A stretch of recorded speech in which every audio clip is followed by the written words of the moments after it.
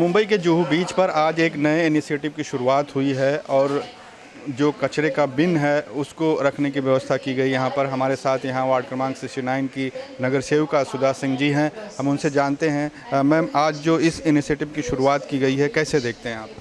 ये यहाँ पे जो ये शुरुआत हुई है जुहू सिटीज़न वेलफेयर ग्रुप, इनकी टीम ने एक ये प्रायोरिटी पे लेके इसकी शुरुआत की है। डॉक्टर छाबरिया जी हैं और बरवानी मैडम हैं, सैंड्रा मैडम, ये पूरी टीम है इनकी।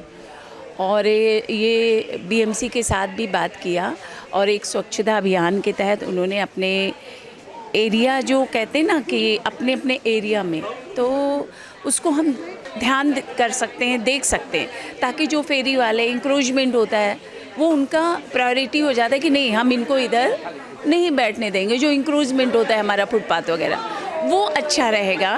प्लस ये देखिए, ये हमने जो कचरे का डिब्बा लिया है, इस पे इन्होंने सूखा और गीला ये यहाँ बीच पे इधर रखने वाले हैं और लोगों से अवेयरनेस यही किया इन्होंने।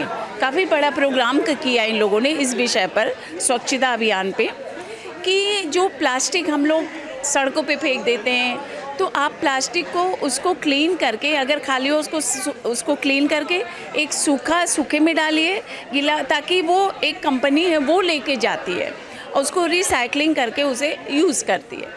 तो इन सब चीज़ों में एक अवेयरनेस आना चाहिए और आपके चैनल के माध्यम से हम यही जनता से भी कहेंगे कि आप लोग भी इसको ध्यान में रखिए, क्योंकि हमारा एरिया, हम अपने घर को साफ रखते हैं तो हमारे एरिया को, अपने क्षेत्र को पूरा स्वच्छता करना चाहिए।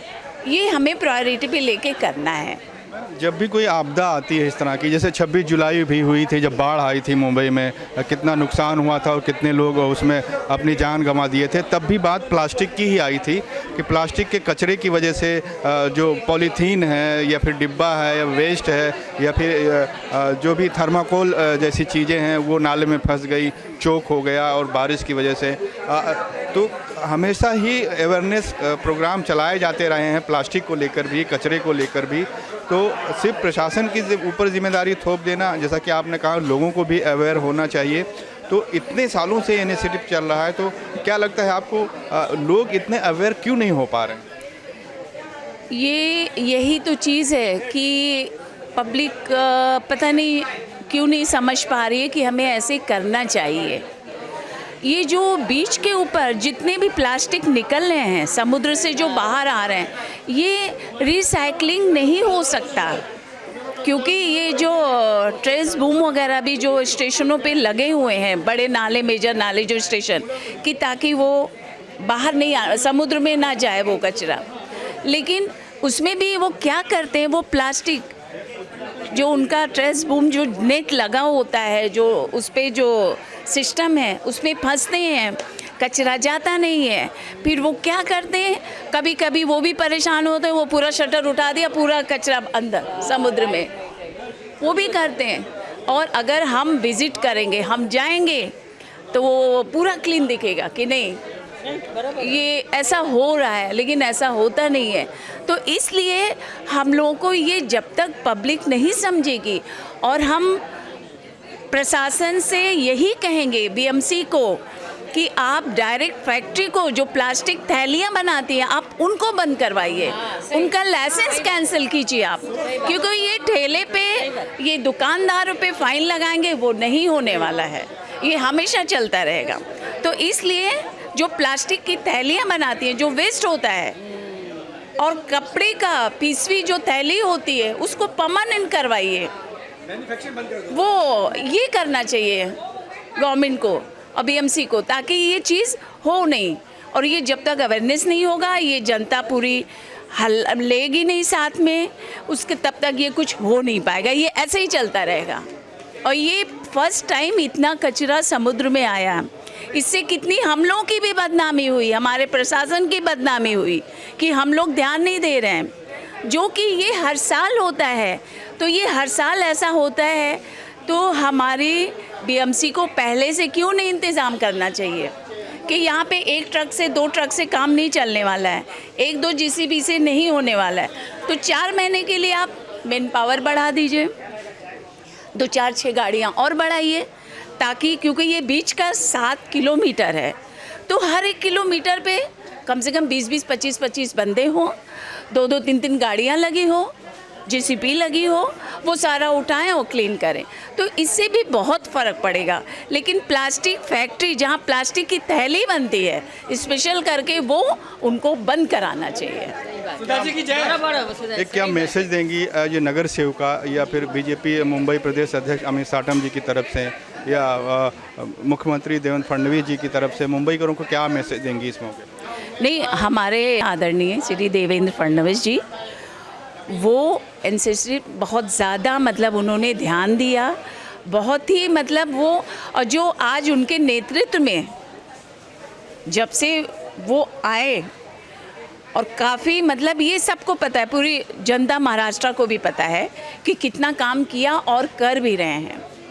और हमारे जो मुंबई अध्यक्ष हैं अमित साटम जी, वो पूरी मतलब पूरी टीम मिलके पूरी जो टीम है ये मिलके पूरा मतलब अच्छा काम कर रही है। पूरा हमें बताने की ज़रूरत नहीं है, क्योंकि फिर वो होगा कि भाई ये अपने मुंह में मिट्ठू बनना, वो कहावत हो जाता है, ऐसा नहीं है।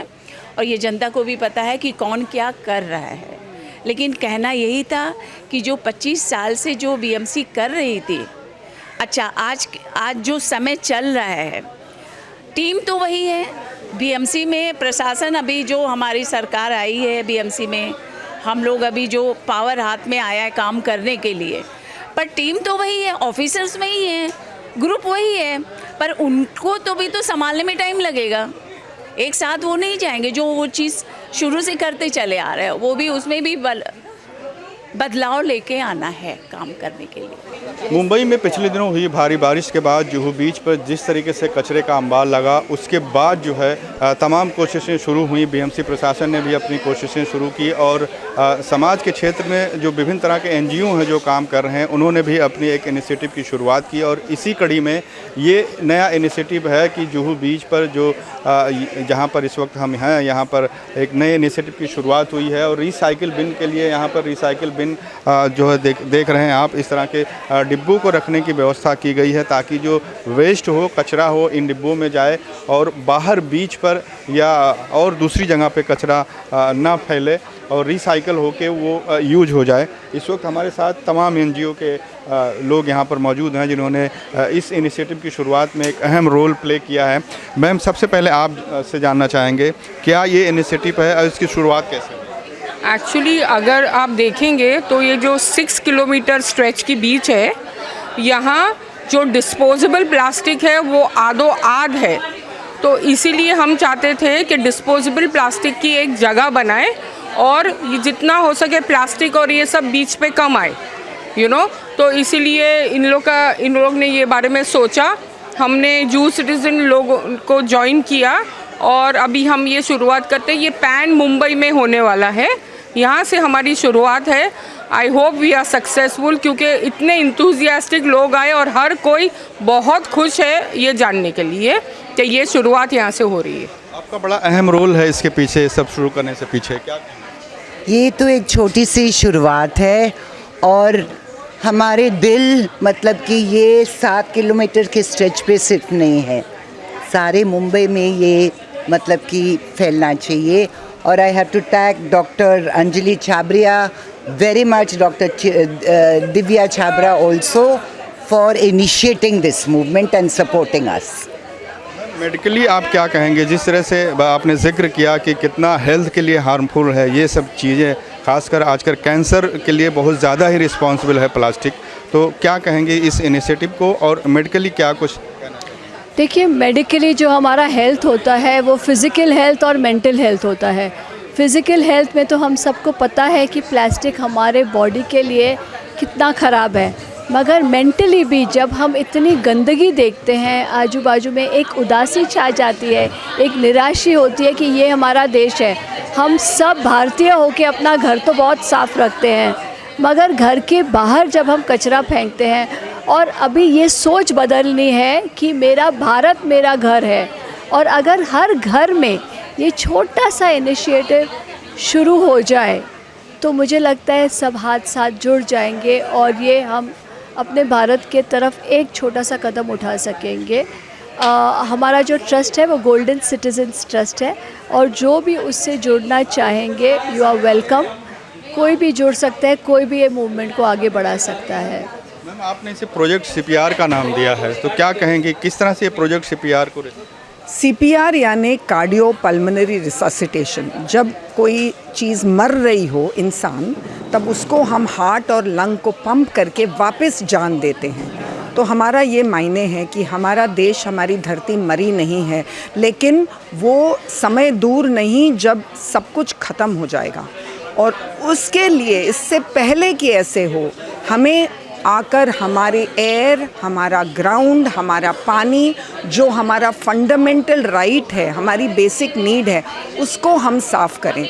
ये पहला कदम है प्लास्टिक्स के लिए, ई वेस्ट के लिए जो हार्म करता है, लेकिन और भी बहुत चीज़ें हैं। पोल्यूशन है जो कंपनीज़ यूज़ करती हैं, जो हम अपने घरों में करते हैं, लेकिन हम सब अपनी इकोनॉमिक ग्रीड और जो हमें ज़रूरत है उसके पीछे भाग रहे हैं।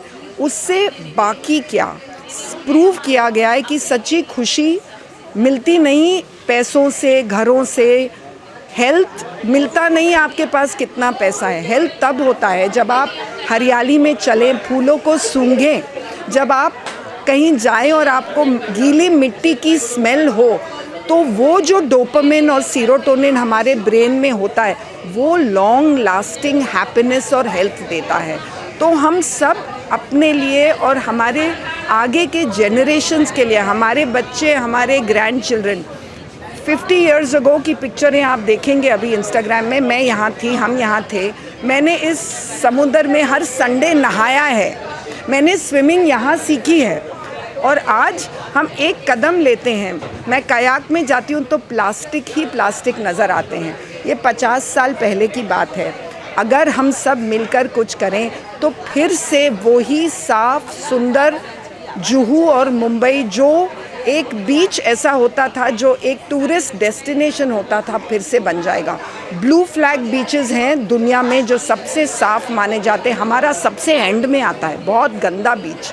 हमारी ये कोशिश रहे कि हम भी blue flag beach, blue flag city और ब्लू फ्लैग देश बन जाए। क्या लगता है मैम कि लोगों के अवेयरनेस के साथ ही साथ जो सरकार है या लोकल जो बॉडीज़ हैं हमारी, जैसे BMC है, उनको भी कुछ ना कुछ ठोस कदम उठाना चाहिए। जैसे कंपनीज हैं जो प्लास्टिक बनाती हैं या उसको यूज करने को लेकर, तो ताकि ये जो वेस्ट है ये पानी में ना जाए या कचरा फैले ना, लोगों को नुकसान ना हो, क्योंकि इसके रिसाइकल का भी तमाम इफ़ेक्ट होता है इन्वायरमेंट में खासकर। या समुद्र की अगर हम बात करें तो यहाँ पर जो जलीय जीव रहते हैं, जैसे मछलियाँ हुई या और दूसरे जो यहाँ पर पानी में रहते हैं, तो क्या कहेंगे?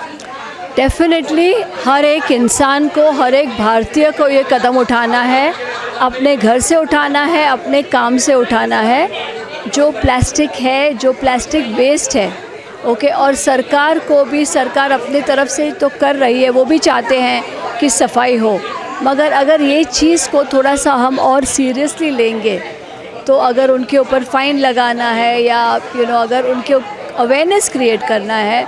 अब हम, मैडम सुधा जी ने बोला, हम स्कूल्स में भी जाएंगे, क्योंकि अगर बच्चे माँ बाप को कहेंगे कि आप ये नहीं कर सकते हैं तो शायद सोच वहाँ से बदलेगी। You want to add something?